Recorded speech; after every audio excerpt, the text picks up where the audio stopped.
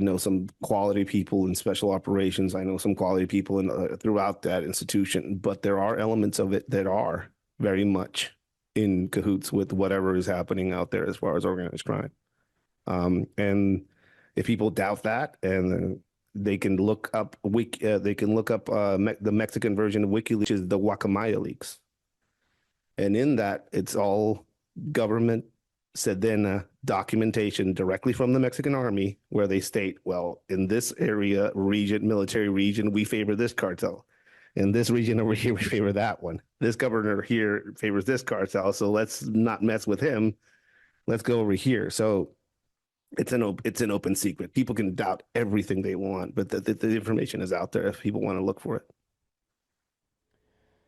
So I have a couple questions about the Mexican side. What are their thoughts? Maybe people you've talked to, your friends, contacts, family. What are their thoughts about Trump becoming president? Fear, mostly. Fear. A lot of them are fearful. The straight rhetoric they hear from the U.S. side, and a lot of the stuff that is being blasted on social media. Again, people really need to look closely at TikTok, and it probably should be banned, but that's just me saying that. There's a lot of propaganda on TikTok, on the Mexican TikTok, which is pretty fascinating because I get to experience the U.S. form of it and the Mexican form of it because I travel a lot. And the amount of anti-Trump and Trump is, basic, and also the anti-immigrant or anti-Mexican rhetoric on Mexican TikTok is insane. It's a lot of it. So I understand why they would be fearful. Some people are hopeful, but that's not a majority of Mexicans. They're hopeful that the pressure he's going to put on the government is going to actually change things.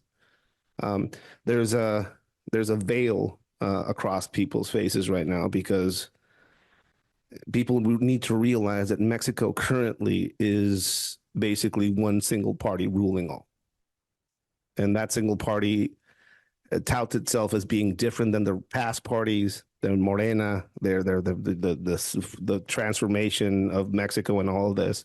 Although we just lived through the most violent time to be a Mexican in this past administration, but that's beside the point. But it's formed by people from the previous corrupt parties that I used to work for, from the PAN to the PRI to all of these political parties are now switching flags and joining this Morena party. So it's nonsensical to think that they're any different or that they're touting some sort of change or profound or some sort of profound anti-corruption thing, because corruption is all over the place, and I just it hasn't changed at all since I was active down there. A lot of people are fearful. Some people are hopeful that this administration is actually going to change things and pressure the government to change aspects that would make things safer. But you have to realize that from the Mexican perspective, they're fearful. One, the dollar just reached 21, almost 22 pesos per dollar, which is pretty. Basically, the peso's taking a dive with the threat of tariffs.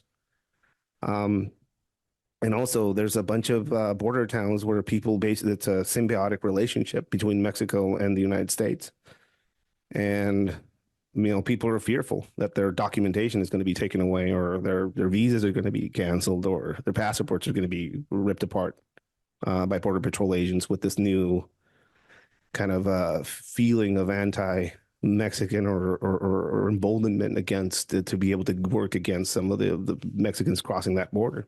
It's fear. And some of it is founded because I've seen some emboldened Americans with authority basically harassing legal immigrants. I am a legal immigrant. I have been harassed. So I understand where that sentiment comes from. But also it's just the fear of losing their ability to cross that border legally. Again, people have to realize that people have families on both sides of the border. People from San Diego come and spend Christmas in Tijuana, and people from Tijuana will go and do their Christmas shopping in the United States. It is a symbiotic relationship, and that's being disturbed right now with this current hostility, because it is an open hostility in a lot of ways. Yeah.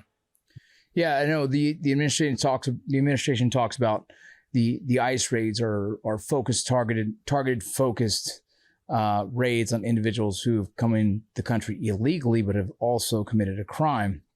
But that has caused a big buzz on the media, and it turns into a lot of fear mongering, but as well as unsettling for some. Does that mean, what if I'm there? What if, what if this, what if that? And that has caused a big buzz across the nation right now, that I understand exactly what you're saying. Yeah. Someone who has legal residency or legal permitted into the country for whether it's work, whether it's a visa, whatever that might be, they're in fear that someone might not know how to interpret that the right way. And they too get kind of balled up into the whole situation, right? Yeah. And there's bad elements everywhere. Again, I've met some amazing Border Patrol people.